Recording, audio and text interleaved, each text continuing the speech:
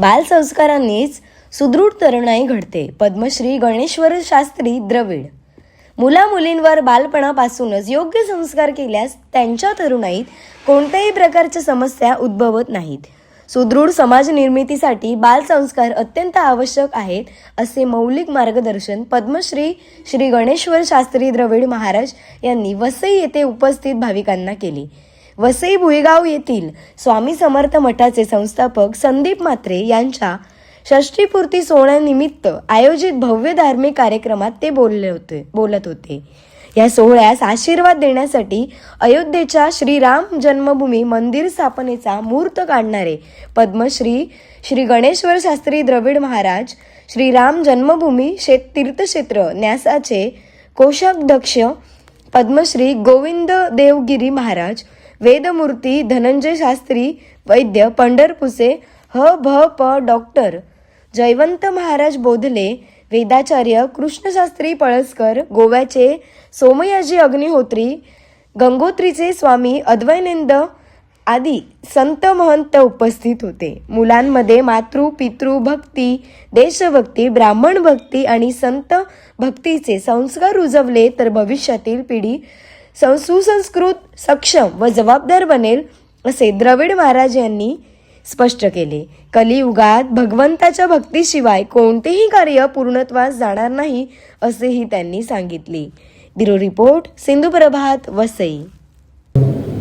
वंदे वाणी विनायकौ नमामि सद्गुरुं शांतं सच्चिदानंद विग्रहं पूर्ण ब्रह्म परानंदं ईशवानंद वल्लभम् आपदामपहर्तारं दातारं सर्वसंपदां लोकाभिरामं श्रीरामं भूयो भूयो नमाम्यहम्. कुणी काही केलं असतं तरी माझं आज या ठिकाणी येणं फार अवघड होतं. पण जेव्हा संदीप दादांच्या कार्याचा मला परिचय झाला तेव्हा मला मनात असा उमाळा आला की कितीही त्रास झाला तरी आपण या कार्यक्रमाला उपस्थित राहिलं पाहिजे आणि आपल्या शुभकामना दिल्या पाहिजे. व्यक्तीचं मोठेपण त्याने केलेल्या कार्यावरनं ठरत असतं. आणि संदीप दादांनी जे काम या ठिकाणी करून दाखवलंय, आत्ताच माननीय धनंजय शास्त्रींच्या बोलण्यामध्ये आलं होतं की वसईच्या क्षेत्रामध्ये काम करणं किती कठीण आहे याची कल्पना इकडच्या सर्व लोकांना आहे. पण वाळवंटामध्ये एखादं ओयासिस निर्माण करावं तशा प्रकारे दादांनी या ठिकाणी हे सुंदर देवालय उभं केलं आणि इथला सगळा काया पालट करून टाकला.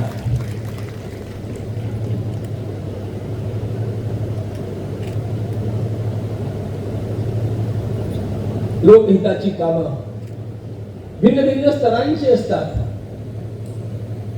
या सर्व कामांच्या मध्ये आमच्या परंपरेनं सर्वात अधिक महत्व दिलं ते धर्मस्थापनेला दिलं. त्याचं काम सर्वात मोठं आहे, जो लोकांना शुद्ध भक्ती मार्गाला लावतो. मी शुद्ध भक्ती मार्ग शब्दाचा प्रयोग करतो आहे. शुद्ध भक्ती मार्ग हा मनुष्याच्या जीवनामध्ये सर्वात मोठा उत्थान करणारा मार्ग आहे. आणि म्हणून बाकी दाते, बाकी कार्यकर्ते आपापली जी कामं करत असतात त्यांचाही त्या त्या ठिकाणी आदर करायला हवा. तो आदर मी मनापासून करतो. पण श्रीमद भागवतामध्ये गोपी गीत गाताना जे म्हटलंय, भुवि गृणन्ति ते भूरिदा जनाः. जे भूरिदा जनाः, सर्वात जास्त मोठे दाते कोण? अन्नाचं दान, विद्येचं दान, आपत्तीग्रस्त लोकांना त्यांना आवश्यक असलेल्या वस्तूंचं दान, भूमिदान, या सगळ्या गोष्टी त्या स्तरावरती आवश्यक असतात. पण सर्वात मोठं दान मनुष्याला कृतार्थ करतं ते त्याच्या अंतःकरणात भक्तीचा कोम फुटवण्याचं दान आहे. त्याच्या अंतरंगामध्ये भक्ती निर्माण करता आली पाहिजे. धर्मार्थ काम मोक्षाणाम यैच्छेत श्रेय आत्मनः एकमेव हरेस तत्र कारणं पादसेवनम. धर्म अर्थ काम आणि मोक्ष या चारही पुरुषार्थांचं मूळ कुठे आहे? श्रीमद भागवतामध्ये भगवान शुकाचार्य म्हणतात, देवश्री नारदांनी म्हटलं एकमेव हरेस तत्र कारणं पादसेवनम. भगवंताची भक्ती चतुर्विध पुरुषार्थांचा मुख्य पाया आहे. आणि म्हणून या भक्तीच्या मार्गाला लोकांना लावणं ही माझ्या दृष्टीनं समाजाची सर्वात मोठी सेवा आहे. सर्वात मोठी सेवा आहे. अन्य सेवांचं आपलं आपलं महत्व आहे, पण परिपूर्णता होते ती मानव जीवन भक्तीकडे वळल्यानंतर होते. ही भक्ती लोकांच्या अंतःकरणात रुजावी याकरता त्यांच्या तीर्थरूपांच्या पासून जे प्रयत्न झाले, मी आता बसल्या बसल्या 2 मिनिटांमध्ये चालत होतो. त्यांच्या आदरणीय वडिलांचं तीर्थरूप मी बघितलं, कशा प्रकारे लोकांच्या मध्ये दत्तभक्ती रुजवण्याचा प्रयत्न त्यांनी केला. आणि तो वसा संदीप दादांनी कशा प्रकारे चालवला हे मोठं मनोज्ञ दृश्य आहे. मनुष्याच्या जीवनामध्ये पूर्णता भगवंताच्या भक्तीशिवाय येत नाही. भक्ती म्हणजे परमेश्वराचं प्रेम. ते भगवंताचं प्रेम जागृत करण्याकरता लोकांना प्रयत्न करावा लागतो. आमच्या सगळ्या संतांनी दुसरं काहीच केलं नाही. लोकांच्या मध्ये भगवंताची भक्ती जागृत केली. आज आपण अख्खा महाराष्ट्र अशा प्रकारे बांधलेला जो बघतो, याचं कारण ही संतांची परंपरा आहे. जरा कल्पना करा, बोलायला मला फार कमी वेळ आहे. एक भक्तीचा असा मोठा उत्सव टिटवाळ्यामध्ये आहे, तिथे मला कसंही करून 6:30ला पोहोचायचं आहे. पण मुळात गोष्ट अशी, आपल्यावरती झालेल्या आक्रमणांचा विचार करा. संपूर्ण या देशावरती 1000 ते 800 वर्षापर्यंत सारखं सातत्यानं आक्रमण चालू आहे. आणि अशा प्रकारच्या आक्रमणाच्या काळामध्ये धर्म जिवंत ठेवणं, माणुसकी जिवंत ठेवणं ही फार महत्वाची गोष्ट आहे. हिंदू धर्म याचा सरळ अर्थ आहे मानव धर्म, हे लक्षात ठेवा. म्हणून हिंदू धर्म टिकवणं, सनातन धर्म टिकवणं म्हणजे काय? म्हणजे माणुसकी टिकवणं. कधी कधी लोक मला विचारतात, हिंदू राष्ट्राचा मॅनिफेस्टो काय आहे? हिंदू राष्ट्राचा जेव्हा आमच्या रामराज्याचा मॅनिफेस्टो वाचायचा असेल, त्याचा जाहीरनामा बघायचा असेल, तर दुसरं काही करू नका, माऊलींचं पसायदान वाचा. पसायदान हा हिंदू राष्ट्राचा मॅनिफेस्टो आहे. जे फळांची व्यंकटी सांडो, तया सत्कर्मी रती वाढो, भूता परस्परे जडो, मैत्र जीवाचे दुरिताचे तीव्र जावो, विश्वासधर्म सूर्य पाहो, जो देवांची लतो ते लाहो, प्राणी यात. रिलिजन्स मधली, पंथांच्या मधली आणि हिंदुत्व मधली धारणा किती भिन्न आहे हे बघा. इतरांचा जो बंधुत्ववाद आहे तो त्यांच्या जमाती पुरता आहे, तो त्यांच्या कळपापुरता आहे. पण आमच्या एकाही ग्रंथामध्ये असं मिळणार नाही की या अमुक लोकांचं भलं होवो, तमुक लोकांचं भलं होवो. आमच्या सगळ्या ग्रंथांच्या बंद सर्वे भवन्तु सुखिनः, सर्वे सन्तु निरामयाः, सर्वे भद्राणि पश्यन्तु मा कश्चित् दुःखभाग् भवेत्, वसुधैव कुटुंबकम्. अरे हे विष्णूची माझे कर, ऐसी मती दयाची स्थिर, किंबहुना चराचर आपण राहला. वैदिक वाङ्मय बघा, किंवा पौराणिक वाङ्मय बघा, किंवा आचार्यांचं वाङ्मय बघा, किंवा संतांचं वाङ्मय बघा, तुम्हाला कुठे संकीर्णता मिळणार नाही, विशालता मिळेल. बंधुत्वाचा अत्यंत मोठा धबधबा तुम्हाला गवसेल. पण हे बंधुत्व, ही माणुसकी, ज्याप्रमाणे मला माझ्या उपासना पद्धतीप्रमाणे वागायला स्वातंत्र्य हवं, त्याप्रमाणे ते सर्वांना हवं, अशा प्रकारचा भाव हा फक्त तुम्हाला सनातन धर्मामध्ये मिळेल. आणि म्हणून हा धर्म जगला पाहिजे. माणुसकी जगायची असेल तर सनातनत्व जगलं पाहिजे. माणुसकी जगायची असेल तर वैदिक विचार जगले पाहिजे, संतांचे विचार जगले पाहिजे.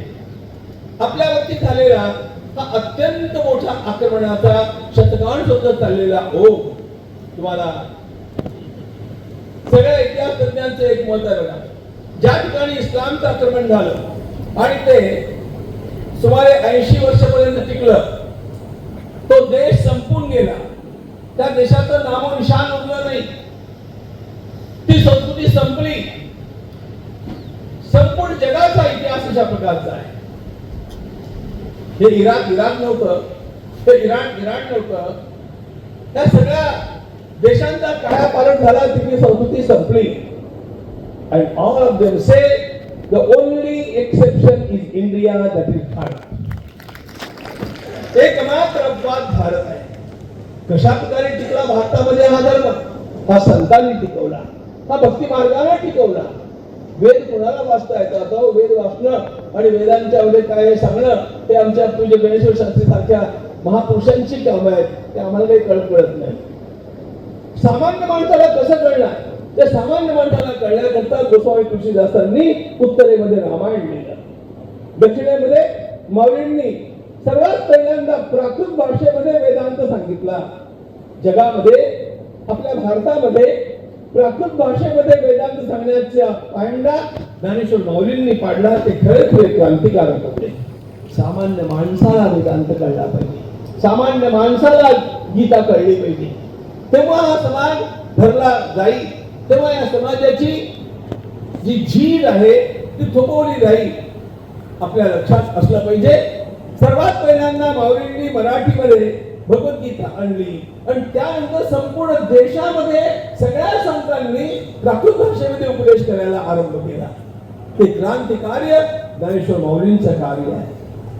पण या क्रांतीमुळे हा समाज थांबला, हा समाज धरला गेला, या समाजाची धूप, या समाजाची जीद थांबली आणि ईरान आणि सदरूमा सब मिट गए जहां से, अब तक मगर है बाकी नामो निशा हमारा, कुछ बात है कि हस्ती मिट्टी नहीं हमारी. आणि आता तर काय, जगामधल्या एकाही ठिकाणी अतिरेक्यांनी पडलेल्या कुठल्याही इमारतीचं पुनर्निर्माण होऊ शकलं नाही. त्याचा आरंभ झाला तो सोमनाथापासून झाला आणि त्याला फार मोठा टर्निंग पॉइंट मिळाला, तो आपल्या अयोध्येच्या राम मंदिरातून. इतक्या मोठ्या आक्रमणाच्या लोंढ्यातलं हा समाज टिकला वाकला, याचं कारण भक्ती मार्ग आहे. आणि म्हणून संदीप दादांचं वैशिष्ट्य हे आहे की त्यांनी बाकीच्या गोष्टी काय काय केल्या त्या आपल्या तुमचं तुम्ही बघा, पण त्यांनी भक्ती मार्ग धरला आणि लोकांना भक्तिपंथाला लावलं. हे सर्वात मोठं महत्वाचं कार्य करणाऱ्या या एका साध्या वेशातल्या असलेल्या पण ज्याच्या अंतःकरणामध्ये संत वृत्ती निर्माण झालेली आहे, अशा एका सामान्यातल्या असामान्य व्यक्तीचं कौतुक करण्याकरता आणि त्यांना शुभकामना देण्याकरता या ठिकाणी आलंच पाहिजे असं माझं मन मला आतून सांगू लागलं. आणि शेवटी धक्के खात खात मी या ठिकाणी येऊन पोहोचलो.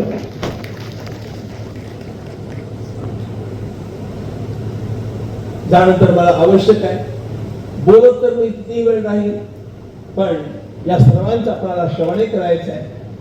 पण एक मिनिट आपण सगळे माझ्यासोबत थोडं गान करून संदीप दादांना शुभकामना देऊया. संदीप दादा उभे राहा, हात जोडून सगळेजण गातील माझ्या नंतर.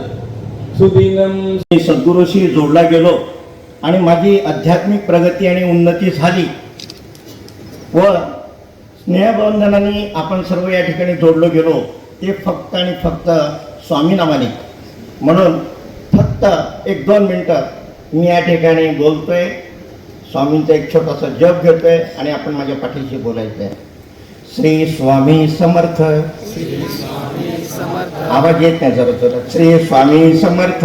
श्री स्वामी समर्थ. श्री स्वामी समर्थ. श्री स्वामी समर्थ. श्री स्वामी समर्थ. श्री स्वामी समर्थ.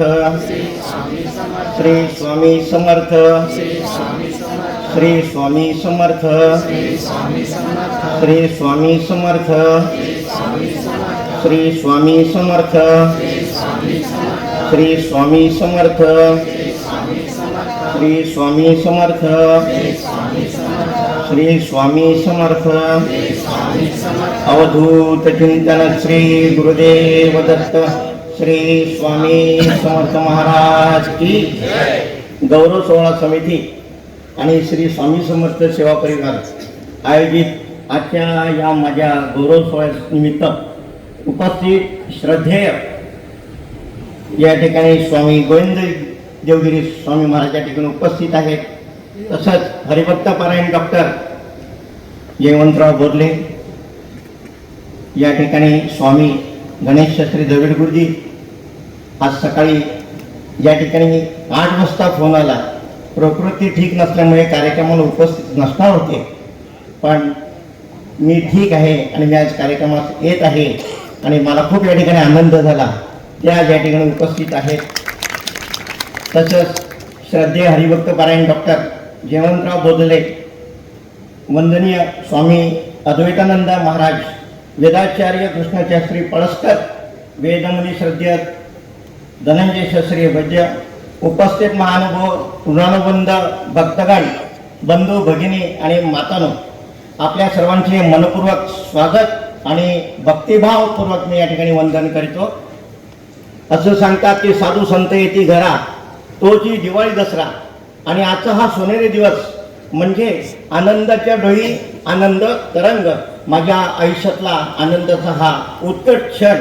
कारण मी या ठिकाणी 2-3 गोष्टी या ठिकाणी नमूद करेन की महाराष्ट्राचे नव्हे तर भारतातील आध्यात्मिक जीवनातील गौरवशाली पर्व म्हणावे असे श्रद्धेय स्वामी गोविंद देवगिरी स्वामी महाराजांचे सद्गुरूच्या या पवित्र आणि पावनभूमीत चरण स्पर्श तसेच आशीर्वाद लाभणे या आपल्या सर्वांचं भाग्याचं आहे. तसंच आज व्यासपीठावरील या ठिकाणी महानुभाव संत मंडळी उपस्थित आहेत. त्यांचे आशीर्वाद आपल्या सर्वांचे या ठिकाणी शुभेच्छा सदिच्छा माझ्या पाठीशी असणार आहेत. आणि तिसरी गोष्ट मी या ठिकाणी मुद्दाम नमूद करेन की माझी आई आज आपल्या भरल्या नेत्यांनी हा गौरव सोहळा या ठिकाणी पाहते आहे. यापेक्षा आनंदाची व्याख्या काय असू शकते. आज वयवर्ष 28 ते वयवर्ष 60 असं 32 वर्षांचा काळ माझा भगवत चिंतनात गेला, ईश चिंतनात गेला. याचे मला खूप या ठिकाणी समाधान वाटते. परमार्थ करावा अशी अनुकंपा बिलकुल मला नव्हती आणि तशी पूर्व परंपराही नव्हती, पण पूर्वसंचित आणि पुण्यसंचय हे चांगलं होतं. त्यामुळे मला गुरुकृपा लागली, गुरूंचे अनुग्रह प्राप्त झाला आणि हे कार्य या ठिकाणी मी करू शकलो. ही एक छोटीशी सेवा या ठिकाणी रुजू करू लागलो. असं आहे की सर्वसामान्य कुटुंबात जन्मलेले माझे वडील कैलासवासी यशवंत दामोदर म्हात्रे हे एक धार्मिक वृत्तीचे होते.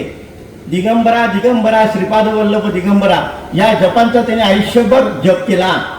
त्यांनी आध्यात्मिक मला या ठिकाणी दिले. तसंच माझ्या मिसेस सुलभा, आमची थोरली आका सुमनताई यांचे सदैव मला प्रोत्साहन या ठिकाणी मिळाले. पण या ठिकाणी भक्तगण, हितचिंतक आणि सेवेकरी ही सर्व मंडळी माझ्या सोबत होती. त्यामुळे माघ शुद्ध द्वितीयाला 18 फेब्रुवारी 2008 साली या मठाची स्थापना या ठिकाणी झाली.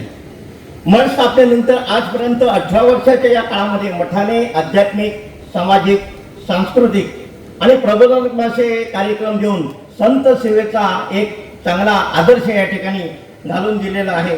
जवळपास 322 कार्यक्रम 18 वर्षामध्ये या मठाने दिलेले आहेत.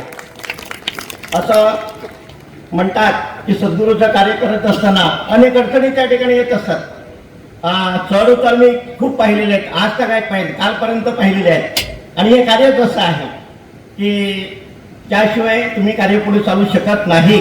पण एकच होतं की असं म्हटलं जात होतं की जवळी उभी ही स्वामी शक्ती कळू दे आणि निशंक हो, निर्भय हो, प्रचंड स्वामी बळ पाठीशी नित्य आहे रे मना. या स्वामी वचनाचा प्रत्यय आल्याने माझा परमार्थ आणि प्रपंच अतिशय सुखकर झाला. असं म्हणतात ना की सत्य संकल्पाचा दाता नारायण आणि स्वामी माझा सखा या दोन गोष्टीवर विश्वास ठेवून हे कार्य मी निस्वार्थ, निरपेक्ष आणि प्रामाणिकपणे केले. त्यामुळे माझे जीवन या ठिकाणी परिपूर्ण, सफल आणि कृतार्थ, धन्य झाले असे मला आज या ठिकाणी वाटते. माझे मार्गदर्शक या ठिकाणी विवेकजी पर्वते आणि त्यांना सहाय्य करणारे आमचे प्रकाशजी राणेबोला, की सर्वांचं नाव मी आज या ठिकाणी घेत नाही आहे. प्रत्येकांची या ठिकाणी चांगली सेवा रुजू झालेली आहे. पण या ग्रंथाचे जे काही प्रकाशन होणार आहे त्यासाठी त्यांनी रात्रंदिवस या ठिकाणी काम करून ते पूर्णत्वास नेलेले आहे. तसेच या ठिकाणी एक चित्रफीत तयार केलेली आहे, ती म्हणजे आमचे श्री चंद्रकांत सांडवे आणि निलेशजी नाईक या दोघांनी ती प्रवासाची एक छोटीशी डॉक्युमेंटरी या ठिकाणी बनवलेली आहे. तर असा हा मित्रपरिवार मला लाभला. मी असं समजेन की ही स्वामींचीच कृपा आहे असं म्हणावं लागेल.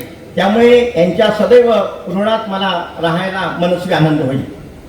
गौरव सोहळा समिती आणि स्वामी समर्थ सेवा परिवार माझ्या या सहकार्याने कार्यक्रमासाठी जे अतोनात परिश्रम केले ते निश्चितच कौतुकास्पद आहे.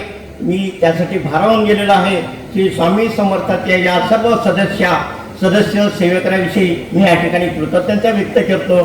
आजचा दिवस हा माझ्या चिंतनात चिरंतन असा स्मरणात राहील. कारण आजपासून माझ्या आयुष्याचा पुढील प्रवास आणि मठाची वाटचाल यशाची व्हावी यासाठी आपल्या सर्वांचे आशीर्वाद आणि शुभेच्छाचे प्रसाद या ठिकाणी मी मागतोय. परत या ठिकाणी मी संतपीठाला वंदन करतो. तत्पूर्वी एक इच्छा आहे की माझे 7-8 वर्ष अगोदरपासून एक स्वप्न होतं.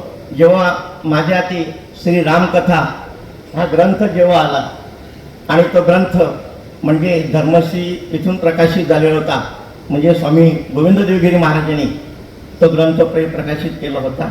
आणि तो आल्यानंतर माझी एक तळमळ इच्छा आणि एक स्वप्न होतं की असे स्वामी आपल्या भुजगावात आले तर किती आनंद होईल. आणि तो क्षण आज या ठिकाणी आलेला आहे. तर त्याकरिता मी महाराजांना सांगितलं की माझ्याकडे ती प्रत फार जुनी आहे की हरिभक्त पारायण, प्रवचनकार, निरूपणकार सुनीलजी चिंचोलकर यांनी ते लेखन केलेलं होतं. तर आता माझी एकच इच्छा आहे आणि ती मी या ठिकाणी प्रकट करतो की स्वामी महाराजांनी ती पूर्णत्वास कधी न्यावी की ती अशी आहे की आपल्या गुरुवाणीतून या ठिकाणी एखादं महाभारत, श्रीमद भागवत कथा किंवा रामकथा या पवित्र भूमीत व्हावी अशी एक इच्छा आहे. आणि ती योग नक्कीच स्वामी आणतील अशी मला त्या ठिकाणी आशा वाटते. पुनश्च एकदा मी संतपीठाला वंदन करतोय आणि मी माझ्या वाणीला विराम देतोय. धन्यवाद.